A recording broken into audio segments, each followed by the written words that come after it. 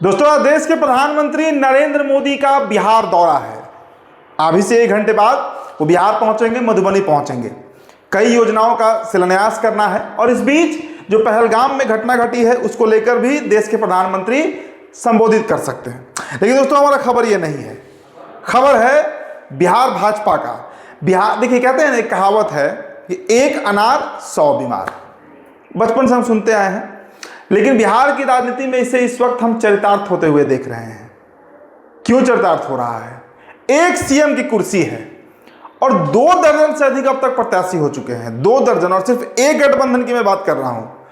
महागठबंधन की तरफ मैं नहीं जा रहा हूं दोस्तों, सिर्फ एनडीए गठबंधन की अगर आप बात कर लीजिए तो करीब करीब 17-18 प्रत्याशियों का नाम तो मैं जानता हूं जो दावेदारी ठोक कर बैठे हैं। नित्यानंद राय का नाम आप ले लीजिए, चिराग पासवान का नाम आप ले लीजिए, जीतन राम मांझी का नाम आप ले लीजिए, मतलब नीतीश कुमार तो है ही सीएम।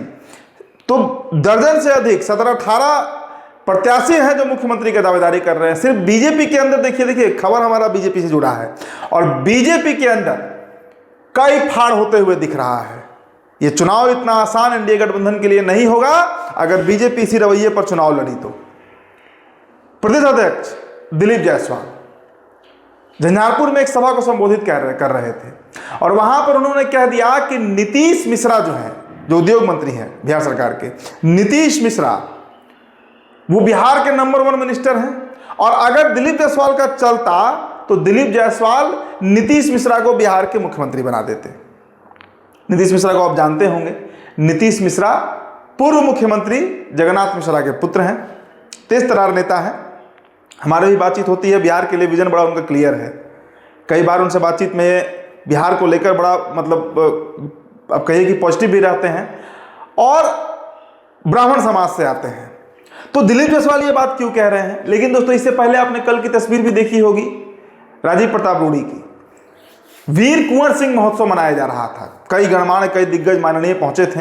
एयर शो हुआ पटना में, पूरा लाइमलाइट में रहा। हालांकि कल वो कार्यक्रम नहीं होना चाहिए था दोस्तों, मैं इसलिए कह रहा हूं क्योंकि कल पूरा देश पहलगाम को लेकर बड़ा शोक संताप था। लेकिन मैंने कहा ना कि पूरे देश की राजनीति एक तरफ और बिहार में एक अलग तरह से राजनीति चलती है।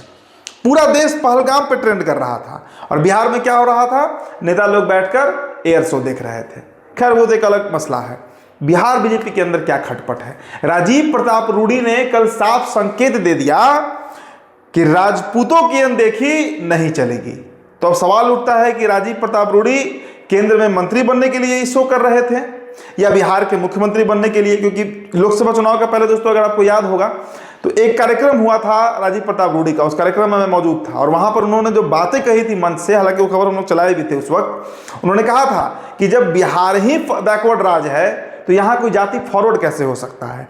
उस समय भी ये बात की चर्चा उठी थी कि राजीव प्रताप रूडी बिहार का मुख्यमंत्री बनने का सपना देखते हैं। राजीव प्रताप रूडी चाहते हैं कि बिहार का अगला मुख्यमंत्री कोई सवर्ण बने, कोई राजपूत बने। लेकिन ये क्या हो सकता है, क्या संभावित है?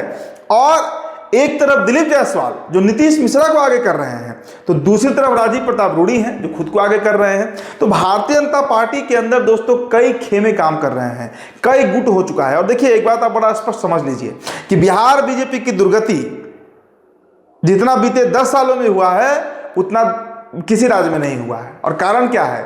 2 कारण है। पहला कि पिछलग्गू बनना। किसका पिछलग्गू? नीतीश कुमार का। संख्या होने के बावजूद साहब ही सीएम बनेंगे। इस बार भी अब कहा जा रहा है कि नीतीश कुमार ही सीएम बनेंगे। मतलब खुद के बिसात पर चुनाव लड़ने की कुव्वत भारतीय जनता पार्टी नहीं जुटा पाती है। 15 में लड़ी थी, सरकार नहीं बन पाई, दोबारा हिम्मत नहीं हो रहा है।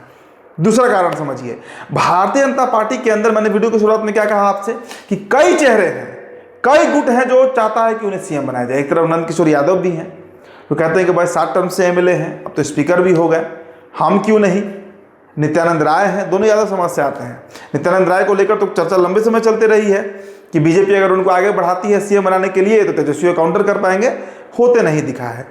हम सम्राट चौधरी को कैसे भूल सकते हैं? सम्राट चौधरी, जी हाँ दोस्तों, सम्राट चौधरी खुद को हमेशा से सीएम मानते रहे हैं, बोलते नहीं हैं, लेकिन हृदय के गहराइयों से ये बात स्पष्ट है कि वो चाहते हैं बिहार का मुख्यमंत्री बने। दिलीप जायसवाल के भी मन में कहीं ना कहीं इस बात की एक उम्मीद रहती है कि जब हम प्रांत प्रभारी बन सकते हैं, अध्यक्ष बन सकते हैं बिहार के, तो सीएम क्यों नहीं। अब नीतीश मिश्रा की भी एंट्री हो गई, मतलब सब जातियों से आप उठाकर देख लीजिए, ब्राह्मण है, राजपूत है, कुशवाहा है, यादव है, लगभग सब जातियों से भी इसमें दावेदारी अब की जा रही है।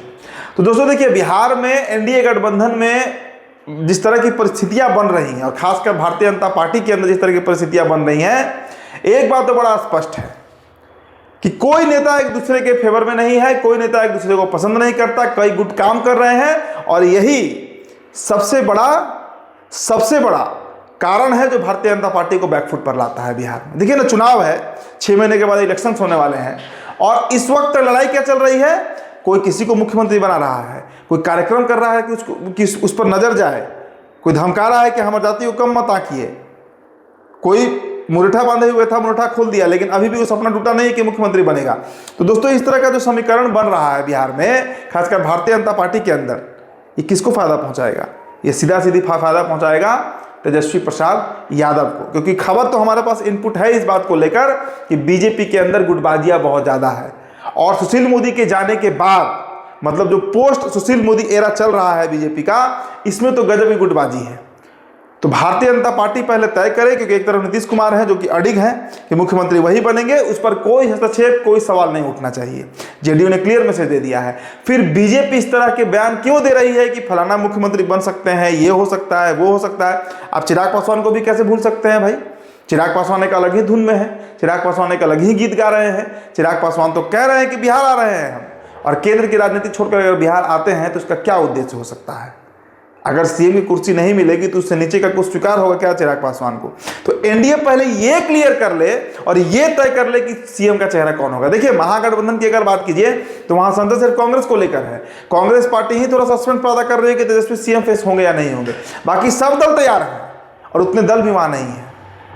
सब दल तैयार हैं। सहनी जी भी अगर आएंगे तो पहले से कर रहे हैं कि तेजस्वी सीएम होंगे। वाम दल तैयार ही बैठी हुई है। कांग्रेस अगर मान जाएगी तो ये मामला सुलझ जाएगा। एनडीए के अंदर तो दल छोड़िए, गुट छोड़िए, एक पार्टी के अंदर कितने प्रत्याशी हैं पहले इस पर नजर डालिए। कई नाम मैंने गिनवा दिए और भी बहुत नाम हैं जो खुद को मानते हैं कि मैं इस रेस में आगे हूं। तो स्थितियां एनडीए के लिए असहज होते जा रही हैं। अब सुलझेगा कैसे? हो सकता है कि प्रधानमंत्री आए, गृह मंत्री आए, जेपी नड्डा आए तो शायद कोई रास्ता निकले। फिलहाल एनडीए की राजनीति उलझती हुई नजर आ रही है और राजीव प्रताप रूडी अपनी दावेदारी पर हैं, नीतीश मिश्रा भी दावेदारी कर ही रहे हैं और भी कई नाम हैं जिस पर दावेदारी कर रहे हैं। तो फिलहाल दोस्तों, इस रिपोर्ट में इतना ही। मेरा नाम दीप्तारण है। तो बिहार टॉपर वीडियो आप देख रहे थे। बहुत बहुत शुक्रिया।